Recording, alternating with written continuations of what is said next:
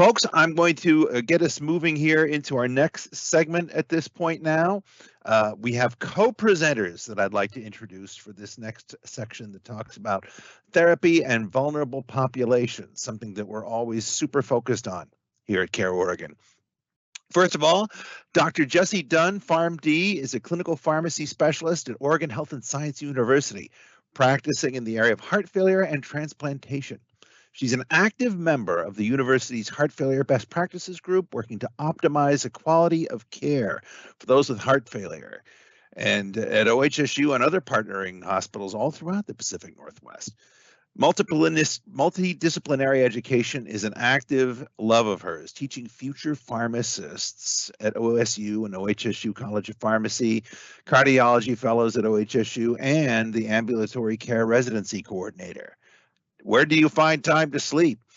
In addition to these local efforts, she's also the co-chair of the Pulmonary Hypertension Association Professional Education Committee and an active member of the American College of Cardiology's Pharmacist Work Group. Wow. Joining Jessie Dunne today is Tina Truong.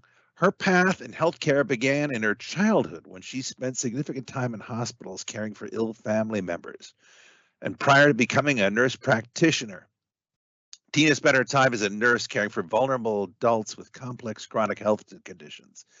Her passion is caring for underserved populations, those experiencing houselessness, and individuals with trauma history, supporting individuals with mental health conditions and substance use. Tina believes that each person has a story, and she seeks to understand and care for the whole individual. Tina finds joy in caring for adults with complex medical conditions and partnering with patients to meet mutual health goals. She also enjoys the relationships she develops with her patients and their families over time. It's my great pleasure to introduce Dr. Jessie Dunne and Tina Truong. Please take it away, friends.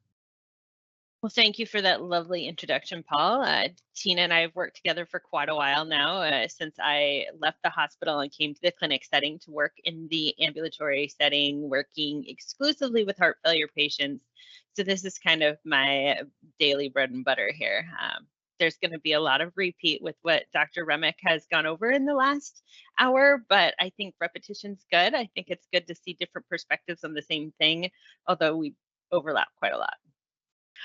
So objectives, we're going to go through the medication classes that we use for heart failure, a little bit of Pearl's nuances, how I use these medications with our patients, and things I like to teach them.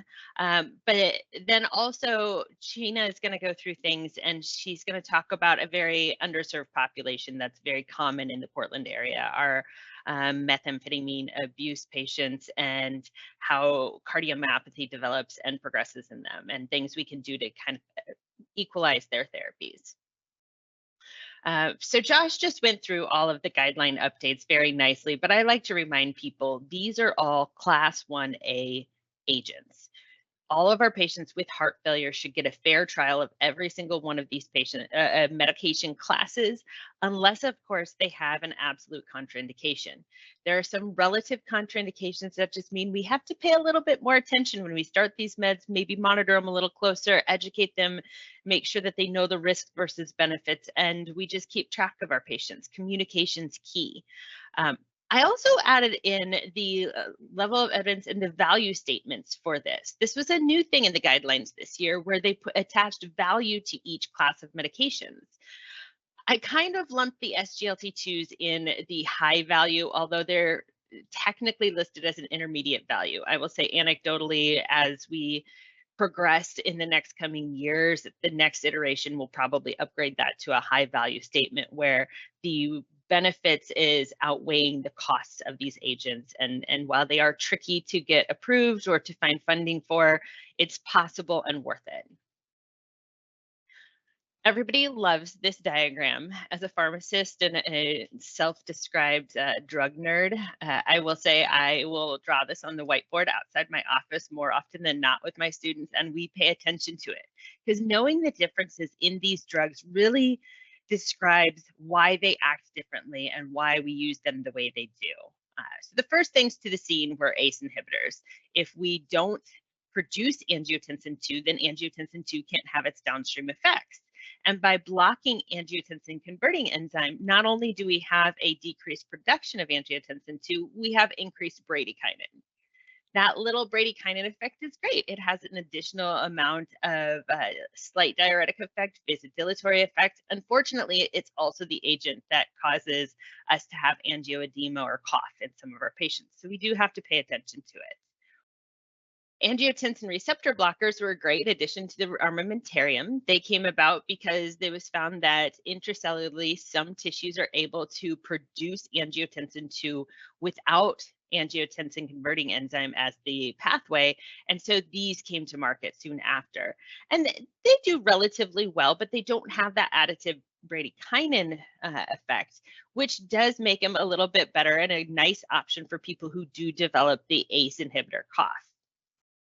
Now, back in the 90s, some people forget about this, but there was a drug that would hit the market for about 8-9 months called omeprazole. Omeprazole blocked neprilysin, but it was purely formulated on its own. And it was an add-on therapy to existing high-quality medical therapy. So at the time, that was ACE inhibitors. That's all we had. The combination of the two caused an extensive amount of bradykinin accumulation, and angioedema was very distinctly problematic with this combo. So it was pulled from the market. Somebody got a clue. Thank you, Novartis. So they have added, and I'm not endorsing Novartis. I'm just saying finally somebody found a good use for it. But they found that this other neprilysin inhibitor, sacubitril, when paired with an angiotensin receptor blocker, which had come to market since that time, would actually block the effects of the angiotensin 2 effects and also block neprilysin and have this additive effect. So now we've really fully come the whole way. So we have 3 different pathways now in this entire RAS system where we are blocking when we use sacubitril valsartan. The neprilysin effect, which increases the amount of natriuretic peptides that Dr. Remick talked about earlier. And we also have blockade of endothelin 1 and cyclic GMP, which is somewhat similar to the nitrate pathway because of the sacubitril blockade of neprilysin. We have the blockade of all of the detrimental effects of angiotensin, as well as a little bit of bradykinin effect. So we do see a bit of cough with our patients who are on sacubitril valsartan, and not quite to the extent of the ACE inhibitors, and then the ARBs are there as well. So little difference between all of them. So ARNIs are our first line therapy. I think that any patient who's diagnosed with heart failure, this should be where we go first. We've definitely proven in Pioneer that these patients can be safely started in hospital, but we can also safely start it in de novo heart failure. We don't have to spend a month or 2 on other therapy first. The sooner we get these agents on and get them up titrated, the better we do. So go ahead, start it and up titrate as best as possible. There is actual distinct effect that's been shown with sacubitril valsartan if we get to at least the 49-51 dose, but preferentially to 97-103 if tolerated. ACE inhibitors are great, but they were proven not to be as effective based on the paradigm trial as the sacubitril valsartan combo. So that's a great thing that we can use as an alternative in patients who can't afford it, patients who might drop their blood pressure a bit much with having 3 different pathways of vasodilatation. So that's kind of the group that we pay attention to. I honestly use it in patients who cannot do once daily medications. This is my go-to class at that point, or can't do twice daily meds. Once daily meds, if they say I try, but I always miss my afternoon dose, or I'm great at taking it bedtime, but morning I always forget because I get up and I rush my kids out the door and I do this, that, or the other. This is the class that I go to. Really, honestly, I keep to these 2 classes for pretty much all of my heart failure patients, unless they develop a significant cough with both. I will try one agent. If they get a cough, I'll try the other class for ARNI versus ACE inhibitors. And if they get a cough with both, then I'll go to the third one. There's no guarantee that they'll all get a cough with all of them. And with enough viral illness we've had going around in the last several years, it's kind of hard sometimes to suss out these coughs when there's so many other different side effects that are overlapping at the same time. So it's worth giving a trial of everything.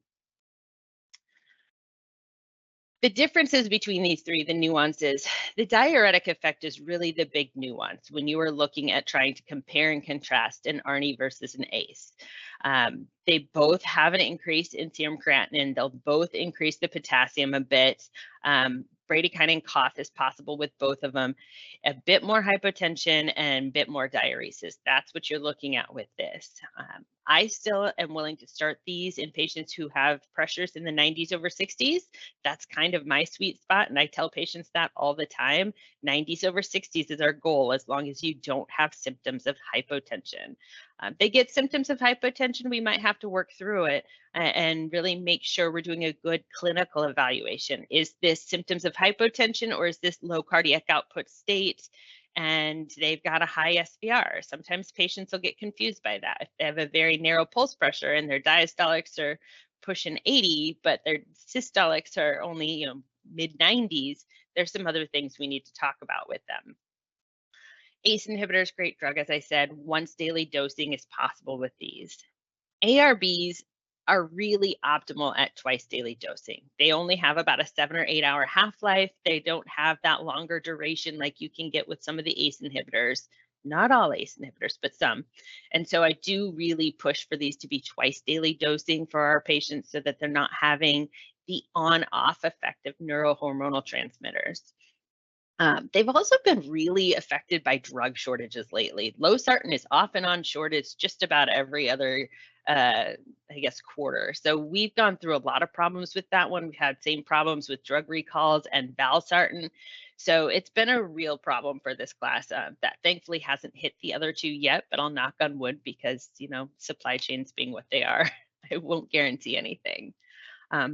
We don't have bradykinin effect with the ARBs. So really, I've got these lined up as these are the priorities, the ARNIs first, and if we can't do that, then maybe an ACE inhibitor, and if we can't do that, then we go the ARBs, and that's consistent with what guidelines have said too. I love the beta blockers. I'm a huge fan of beta blockers. Cannot stress the importance of up titration enough with beta blockers. They decrease myocardial oxygen demand, which causes less myocardial remodeling, reduces the catecholamine-induced necrosis. It protects against arrhythmias, often induced by the two previous problems, and it reduces the risk of death or hospitalization. We've seen plenty of data out there in other trials looking at CBIS-2 data and the MOCA trial showing that really as we up titrate these meds, patients do better. But not all beta blockers are created equal, and this is super important for all of it. We know of all of these classes of beta blockers, and people will think that one beta blocker is good enough, and really it's not. We have 3 that are indicated for heart failure, and they have slightly different effects. Metoprolol succinate, not tartrate, y'all.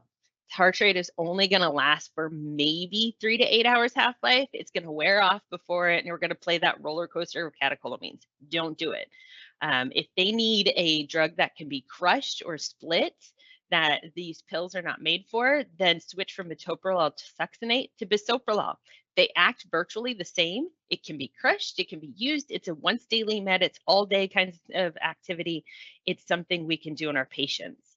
Metoprolol succinate, though, is definitely the only formulation of this. I personally like to split the succinate twice a day for our patients who have some sort of arrhythmia, particularly those people who can pop into rapid AFib. It's got a duration of about 20 to 24 hours, but every once in a while you have patients who will go back into their tachyarrhythmia just in those few hours preceding their dose. So be careful about that one. I also like to point out that some of these agents have a nitric oxide activity and some don't. And I think that that really points to some of the differences with carvedilol, not just in the alpha blockade, but in the nitric oxide activity there as well. So I'm a huge proponent of carvedilol, but I do want people to know that sometimes you'll get those headaches with these patients. Sometimes mixing them with other nitrates can be problematic. Sometimes mixing it with sacubitril can be something. You might see a little bit more pronounced blood pressure lowering in that. So, start low, go slow, up titrate as tolerated, and do the best you can. But every once in a while, you'll have a patient who will have a pronounced nitric oxide activity with this one. My nuances and pearls for beta blockers. Small changes made frequently. implement your APP staff, implement your pharmacist staff, get your whole medical crew involved in up titrating these. If a patient tolerates it, great. Always warn them that they're going to have a little bit of exercise intolerance. That's normal. That happens. So exercise intolerance is in that first 1 to 2 weeks. It does wear off.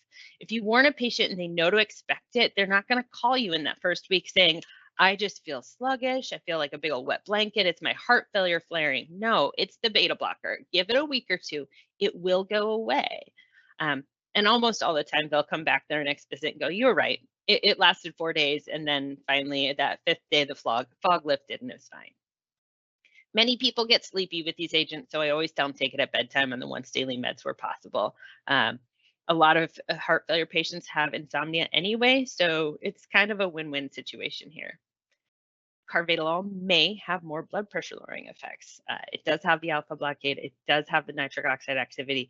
In those patients who have a tendency towards hypertensive heart failure, this is a fantastic beta blocker. Exercise intolerance, as I said, is temporary. Just let them know, warn them. If patients know what to expect, they're more likely to adhere to their therapy. They're more likely to buy into their therapy, and it makes the next subsequent titrations all the easier for them.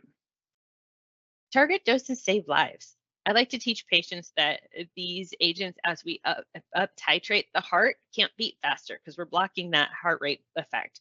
So it's going to have to learn to beat smarter. And in studies, we actually saw that the ejection fraction did go up over time. So it does save lives. It decreases hospitalizations. It does do all of these things. It just feels a little bit trashy in the interim time period. And then don't crush your quarter metoprolol succinate. Decrease your tablet sizes, change to bisoprolol, whatever you have to do to help your patient meet their needs that they have. Oh, I love me a mineralocorticoid receptor antagonist. Unfortunately, underutilized in our population, both in our preserved and reduced ejection fraction patients. I use it extensively. These really are one of those things that decrease that long-term remodeling. It's a mild diuretic. Yes, patients may pee a little bit more, have them take it in the morning. That's not its primary effect. No other diuretic decreases mortality, so I wouldn't pin your hat on the diuretic effect doing it. But it does block all of the inflammation and injury and fibrosis that can happen due to aldosterone effects. And by blocking all of that, I'd like to teach my patients, you're increasing your muscle's flexibility, and flexible muscle works better. So that's really the purpose of the MRAs. And there's some data to support that actually their cardiopulmonary exercise test function goes up when you implement an MRA to their regimen compared to those patients who don't get an MRA. There's fewer incidents of sudden cardiac death, decreased remodeling, and really number needed to treat is very, very minimal. For every 10 people in the RAILS trial that we gave spironolactone, it is one less death or hospitalization. It's cheap, it's effective, it's a great set of drugs. Ephesus and emphasis for eplerenone was pretty dang good too. RAILS was really only on a background therapy of ACE inhibitors, where ephesus and emphasis were starting to implement a few more beta blockers into that regimen. So it takes a little bit more to get the same effect, but it's still very effective. My nuances and pearls for this. For most people, starting dose is target dose. You don't need to titrate up unless they have a creatinine greater than 1.8 and you're concerned about them becoming hyperkalemic. Then start them on half dose, see how they tolerate it. Then the next visit, you can go up. Really easy that way. Monitor potassium. In the RAILS trial, we thought we could get away with spironolactone 50 milligrams a day. We learned quite the opposite, that 50 wasn't really the way to go for many patients due to the hyperkalemia. If you have a person who's prone to it, pairing it with an SGLT2 inhibitor might mitigate that effect. We saw in the Emperor Reduced trial that the combination of the two led to fewer hyperkalemic events with those on MRAs. And so it's really important to have these all work together. If you need to, potassium binding agents. These agents are very good for the heart. And if we have to use intermittent potassium binders sometimes, there is potentially a role for that. My favorite, I can't use spironolactone because I'm hypotensive. It's the greatest argument I've ever heard in a hospital, and people will lose just about every time they want to fight me on it. But Rails trial, there was no difference in blood pressure between the two groups. In the Ephesus trial, the blood pressure actually went up in those who used spironolactone, and in Emphasis, it was only about 2.5 millimeters of mercury. If we're splitting hairs over 2.5 millimeters of mercury, maybe we just need to reduce a dose of one of the others and make sure all 4 agents are on board. Spironolactone does stimulate prolactin release. About 1 in 10 men will report gynecomastia, and you'll get some of the best patient messages in Epic you'll ever hear come through through these side effects. It can disrupt the menstrual cycles and cause infertility in some as well. And so this is something we should be aware of. And especially if we have women of childbearing years, we should warn them that these agents can be very detrimental. So they should know before they embark on heart failure therapies, as well as the risk of having children while have heart failure. I love the SGLT2s. I was a little mad that we had yet another expensive class of drugs that I was going to have to find a way to get into patients' hands, but it's really worth it. Honestly, you just pee the sugar out. All day long, you have all of this catecholamine release because your body is trying to do whatever it can to make the heart squeeze harder and better. You stimulate cortisol, your blood sugars go up. Even non-diabetics have increased systemic sugar exposure, and that sugar has to go somewhere. So it gets jam-packed into tissues, and that starts to cause damage. Because if you're so long having to process all that sugar, you can't actually do the normal upkeep of all the tissue. So these agents, as odd as it sounds, can decrease inflammation and irritation of the vasculature, of the myocardium, of the kidneys, and it can be very protective in all these ways. Over the course of a year, patients might lose 3 to 5 pounds. So I like to advertise that to them. It increases their buy-in just a little bit. It's gentle. It doesn't mean you can eat more every day, but a 10 milligrams of dapagliflozin is about 380 calories of sugar a day, whereas the 10 milligram dose of empagliflozin is somewhere around 250 calories a day. Right out the door. Sooner is better. With dapagliflozin, within 2 weeks of starting these therapies, we started to see the curve split in benefit in those who have either never been hospitalized or hospitalized in the last 12 months. It was a benefit for all. Number needed to treat for those who've never been hospitalized was about 50. And those who've been hospitalized in the last 12 months, number needed to treat was 10. So we're back on the same level as spironolactone. If they've been hospitalized, absolutely get it on board now. If they haven't, get it on in the next couple weeks. It's also the best class in heart failure with preserved ejection fraction. It's kind of a fun era to see this group of patients have therapies that have been proven to be effective again. It's only in the last 10 years or so that we've seen trials that have shown benefit. And the SGLT2 inhibitors have definitely had the greatest group of it. I like to believe that it's due to the decreased inflammation and irritation over time, and that less change, less fibrosis, less damage slows the progression or stops the progression of patients into a full heart failure with reduced ejection fraction and helps them recover. But again, we see that with all patients who are in these trials, it's something we should really be considering getting on sooner rather than later. Nuances in pearls. Yes, it has a diuretic effect. It blocks the SGLT2 receptor ion channel in the proximal tubule. So adding this to an MRA and even a loop diuretic altogether is kind of like doing sequential blockade diuresis. It can have a significant effect sometimes. It mitigates the adverse effects of hyperkalemia and hyperuricemia. The hyperkalemia from both the ARNI ACE-ARB as well as the MRAs, but also the hyperuricemia that you see with your patients who are on sacubitril/valsartan. Genitourinary infections are a big concern. Really, this comes down to a lot of good education. I like to teach patients that it's about hygiene. Make sure all the urine's off the skin after you void. If you have urinary incontinence, we can work on getting you referred to urology or physical therapy or do what you need to do, but make sure the urine is off the skin before an infection starts. Benefits are seen fast. So 2 weeks in the DAPA-HF trial and 4 weeks for the Emperor Preserve trial and Emperor Reduced trial. So really, we need to get these on board sooner rather than later. And euglycemic DKA is something not reported in diabetics, but it's something we should just counsel our diabetics on, our are true diabetics on. It can happen. Hold it before surgeries, 3 days before major surgeries, or if they're having major illness, and have them work with their endocrinologist to have sick time procedures for those patients. And I can't stress this enough. Having low doses of all 4 agents are better than having titrated up doses of just a couple of them. Getting all 4 of these agents on board are beneficial. I will say anecdotally in our clinic, we tend to have about 40% of patients not even needing diuretics once they get onto their quad therapy. And diuretics are really just there for symptom relief. So if we're getting patients off diuretics with quad therapy, we're definitely doing some benefit for them. And with that, I'm going to pass it off to Tina. Thanks, Jessie. So at this point, what we're going to do is actually transition a little bit from the medications themselves to how do we actually apply it to our vulnerable populations. And so with a third of our vulnerable populations having heart failure, which means by vulnerable populations, we're talking about individuals experiencing houselessness, people with substance use disorder, housing instability, low health literacy, lack of support in the home. So essentially increased vulnerabilities, and think of all your social determinants of health when we're talking about this.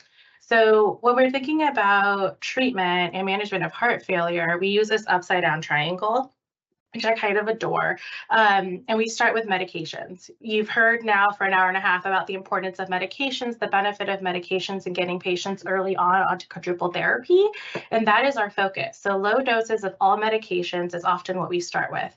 Because if we think about the vulnerabilities of this population, houselessness, substance use, food insecurity, those are what I call the long game. Like those things take time to resolve. You take time to get people connected to the appropriate substance use support treatment, if that's what they're open to. It also takes time to address housing and get food resources and things in place.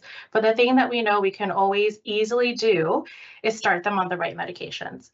So the lowest dose of all medications. And usually the focus of these visits, and we'll talk about this a little bit more, is titration of those medications. If your patient has a stable blood sugar and you can titrate an ARNI up, we titrate the ARNI up.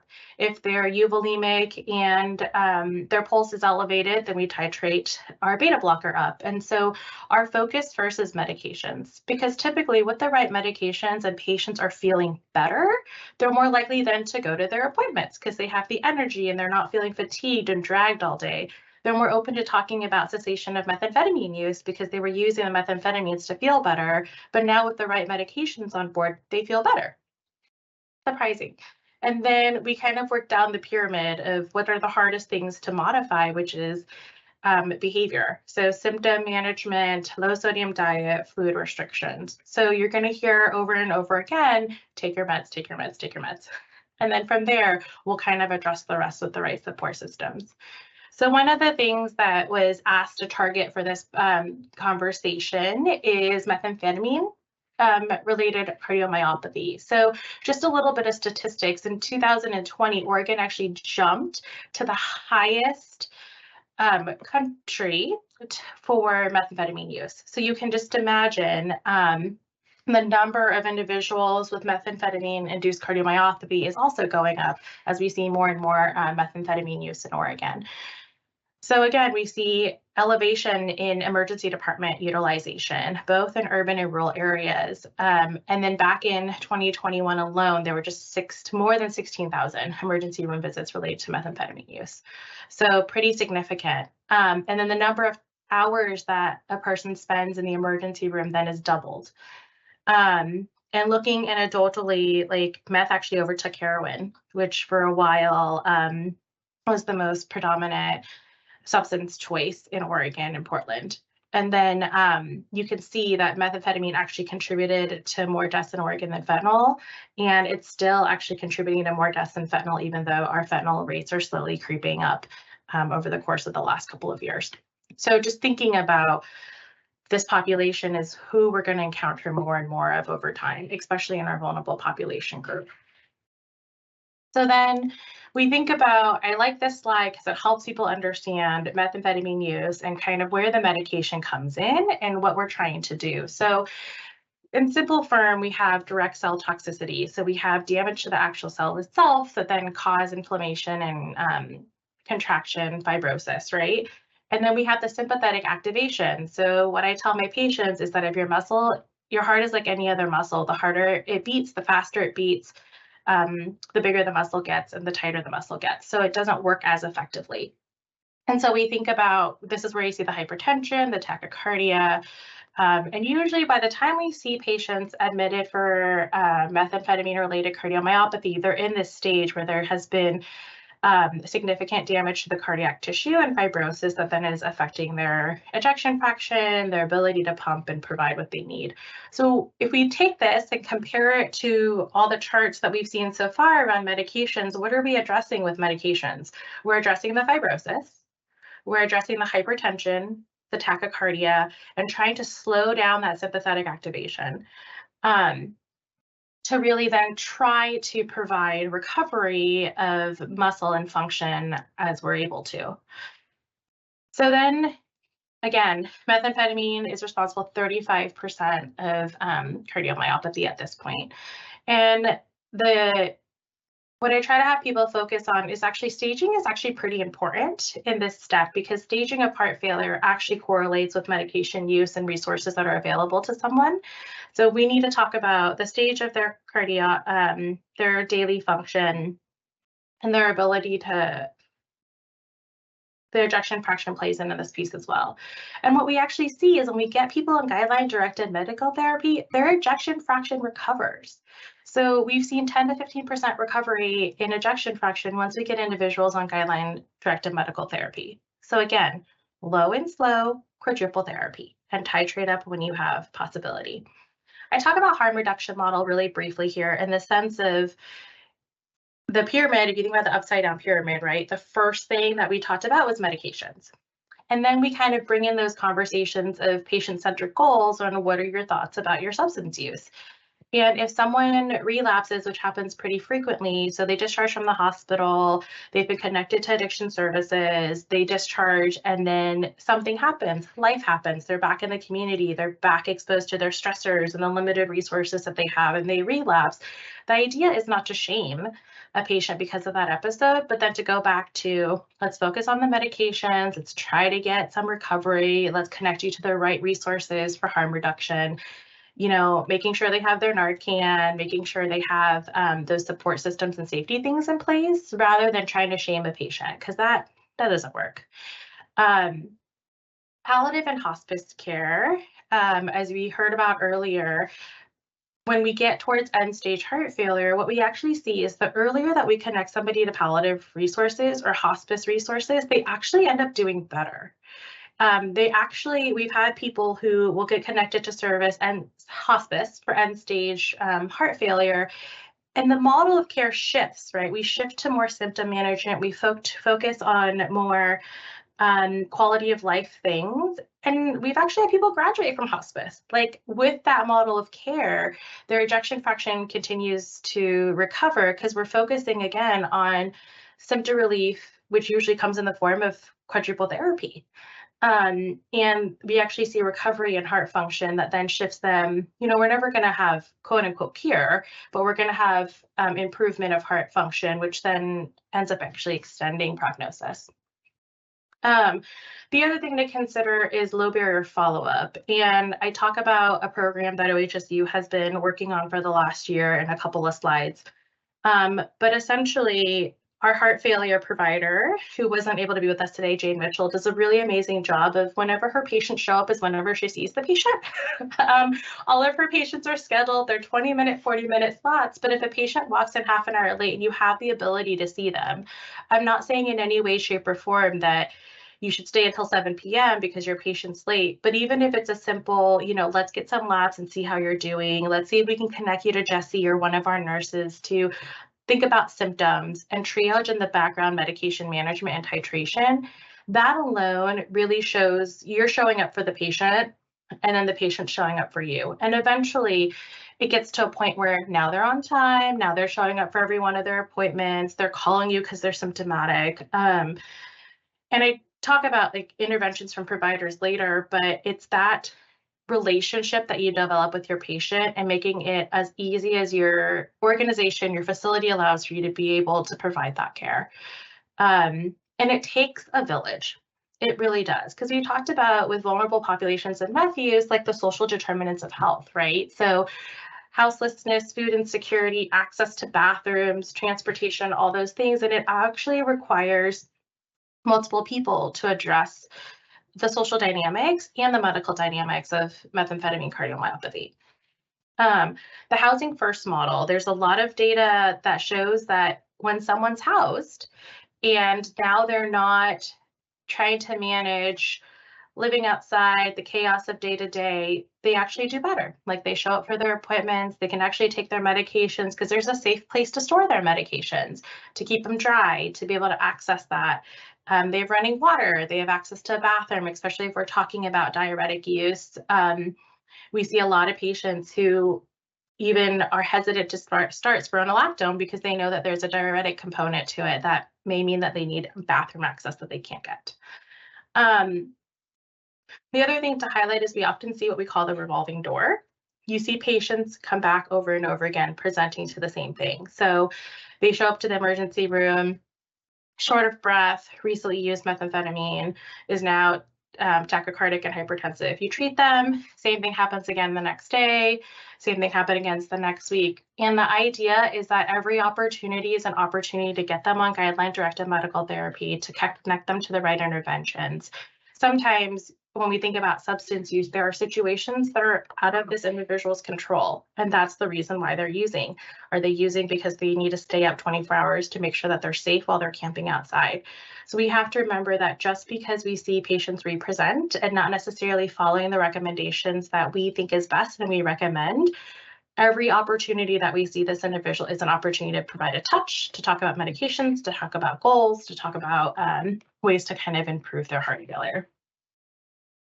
So on that note, let's talk about med adherence, because this is one of the biggest things. If we're saying start someone on quadruple therapy, then we should make sure that they have the ability to adhere to the medications that we recommend. So we know that medication adherence is one of the leading causes of poor health outcomes. So if we're saying someone has heart failure and here's the quadruple therapy and they don't take it, well, we know that there's not going to be improvement, right? 50% of chronically ill patients do not recommend medication regimens. And the more medications that we add and the daily doses, so Jessie had talked about carvedilol is great, but it's a 2-time-a-day medication. Entresto is great, but it's a 2-time-a-day medication. The more doses we add, the more likely a patient is non-adherent to the medications, for multiple reasons. You know, complexity of medication, forgetfulness, access, and some of those medications are just incredibly expensive. But $13.4 billion annually is related to hospitalizations from medication non-adherence. So pretty significant amount. So when we think about the barriers to medication adherence, the Venn diagram in the middle, all the circles, are really great things to talk about, like transportation, lack of trust, systemic issues. But if we look at the boxes really quick, we can see overprescription, overprescribing of medications. So previous models of care, we can also think about multiple doses of medication. And then there's the piece of like fear, anxiety, especially when we think about our individuals with substance use disorders. It's surprising to me how, not necessarily surprising, patients are hesitant to disclose because there's stigma that's attached to their substance use. And so I'm going to go back to harm reduction model, right? We don't shame our patients for their substance use. We don't make them feel bad about relapses, but we talk about kind of preventative measures moving forward and how, if we're talking about symptom management, sometimes reframing that is helpful. And again, with methamphetamine induced cardiomyopathy, medications can help and improve function. So we tack on reduction of use, not necessarily cessation, but even reduction of use to improve that outcome.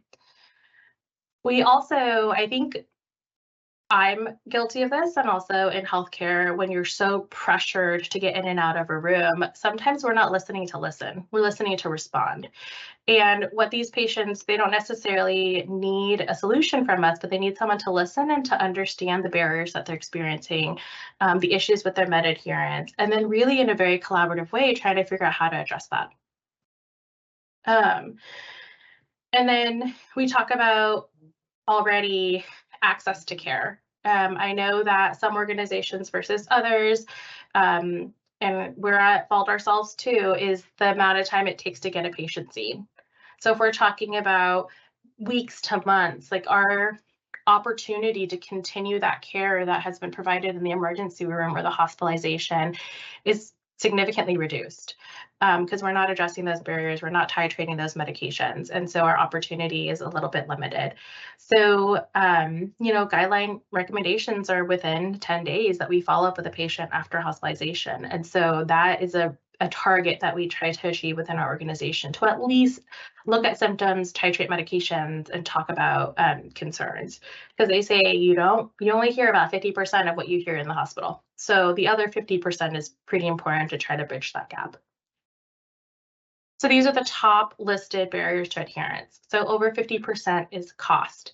So when we're talking about some of these medications like the SGLT2s, the ARNIs, oftentimes those require prior authorizations. And even then, some insurance companies, it's still hundreds of dollars before for the cost of medications. So in that case, we need to pivot. Right? This is where using an ARNI is guideline directed, but what I tell people is that you have the opportunity to say no medications at all because we can't afford it, or we have, the same rated evidence of an ACE inhibitor that we could switch you to. That'll still provide improvement in heart failure management. And so that's just something to think about, is can this patient actually afford the medications we're recommending? And then we think about access to medications, particularly in our folks that are houseless or in rural areas. Where's their closest pharmacy? Can they actually get to their pharmacy? I have a patient right now who has 15 medications sitting at the pharmacy, half of which are her quadruple therapies that she can't get to because she doesn't have the transportation. So now she's been without heart failure medications for 5 days. So likely when I see her next week, we're gonna be titrating and moving things around. Access to providers, we've also talked about that. Complexity of medication regimen. So again, the more medications we prescribe, the increased number of doses just makes it incredibly difficult. Think about ourselves who we may have a couple of medications and a multivitamin, and how many times do you forget those medications? Frequently, right? So if you take it and apply it to someone who is also trying to figure out how to get their water, where to get food, where to get shelter, and keep them safe, the medications are the priority at that point. And so we have to make it as low barrier as possible. Low health literacy, housing, and transportation, I think those kind of speak for themselves. If your patients don't understand, then they're not going to be able to take the medication or follow the recommendations. So the triangle on the right is Maslow's, right? We have to start with the basics first: safety, housing, food and shelter, and then you're able to work up to the point where people then have self-actualization. And this is what I call the long game, right? So we focus on the medications and then address everything else to be able to achieve like self-sufficiency. So I've talked enough about barriers. How can we actually improve adherence to medications? And so this is filling those gaps that we identified on the barriers. Having staff that's supportive, having coordination between PCP and specialty care, talking about that housing first model from like hospital, shelter, access to transportation, and then making your patient aware of like who to call, when to call, and who their resources are. And then one of the programs we have available at OHSU is outreach services. So we actually go and reach out to the patient to kind of bring them back in to care as much as possible. One of the programs that Jane started is something called RCP's Heart Failure Program. So RCP is Recuperative Care Program, and this is just an example of ways that you can help bridge that gap between the barriers and the facilitators. So it actually requires 4 pillars, which is case management by the Recuperative Care Program, and OHSU's multiple transitional care programs. So both the C-Train, which is care transitions, and New Directions, it's whether an inpatient focused or an ED focused team. That's a very brief summary. But their goal and their role is to outreach to these patients in the community who are experiencing houselessness, or if they're even living at home and not able to manage their care at home. We have both nurses and social workers that go out there and try to bridge that gap.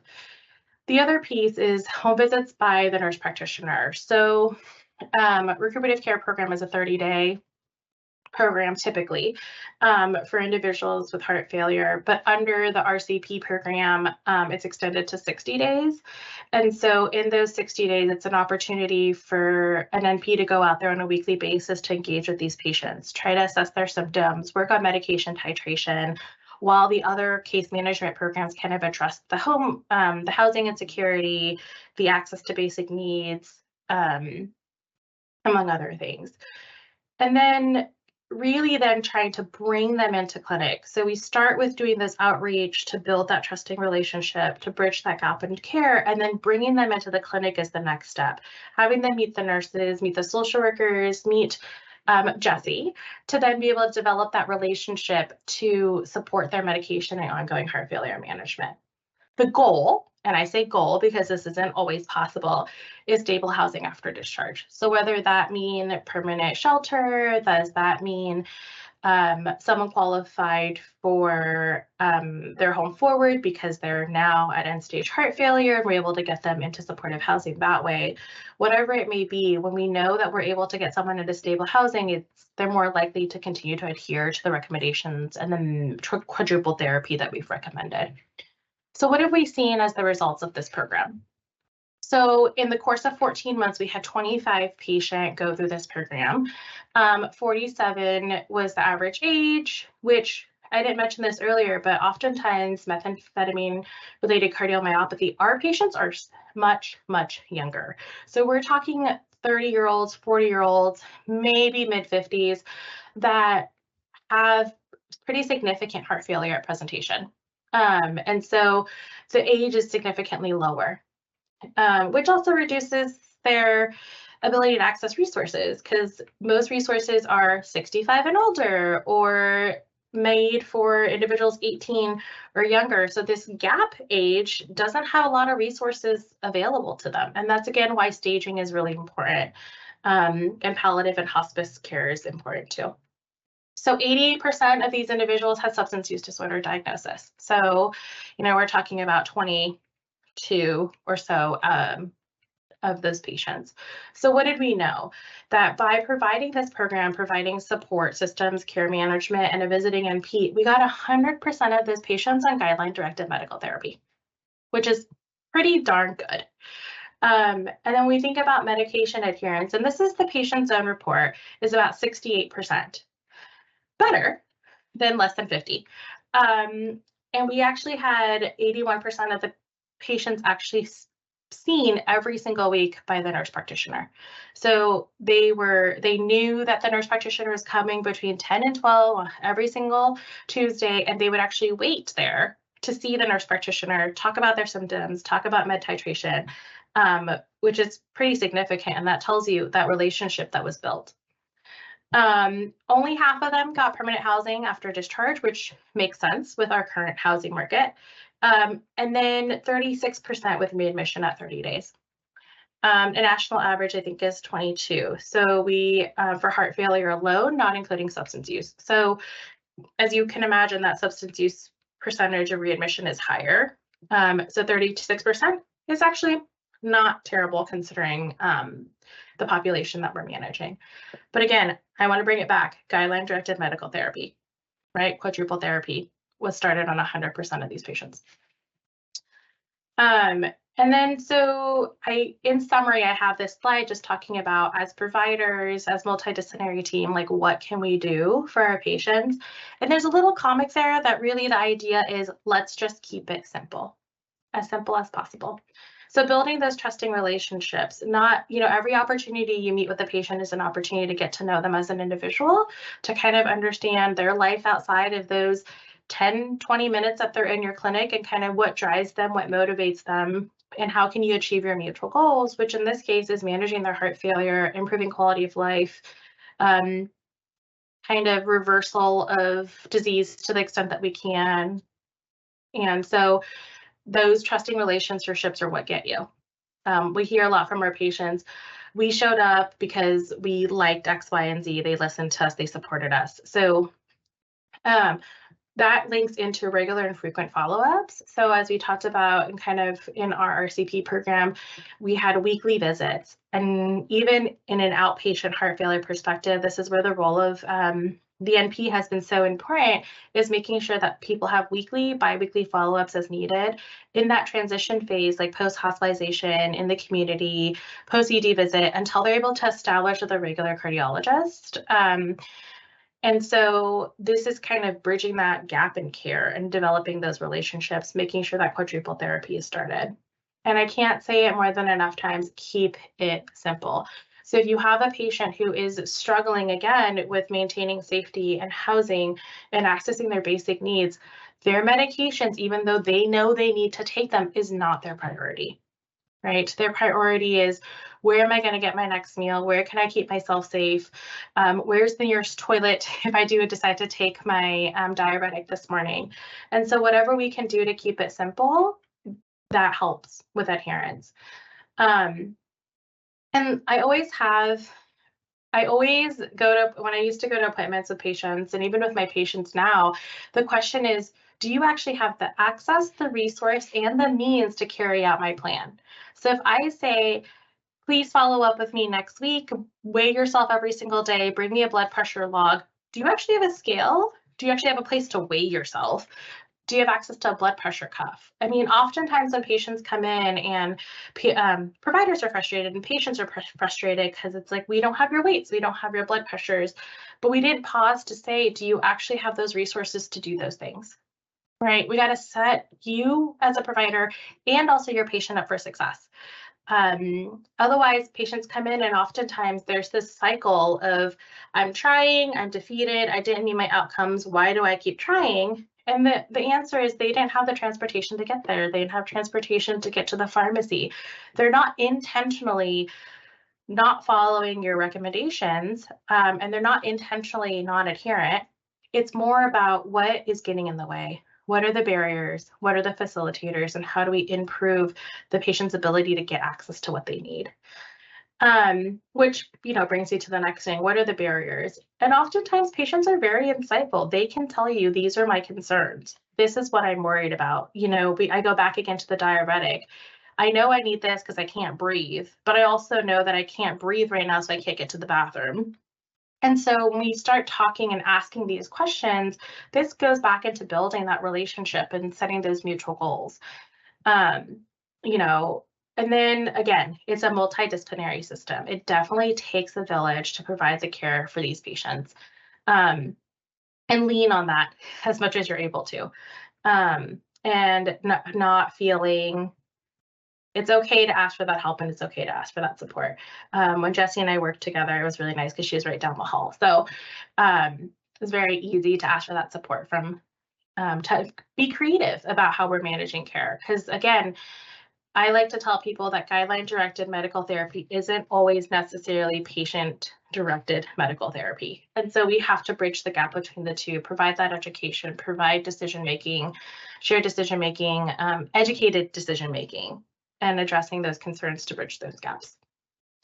Yeah, and I gave you guys a whole list that you can look at later of the articles and the data around managing medication adherence for our folks with methamphetamine-induced cardiomyopathy.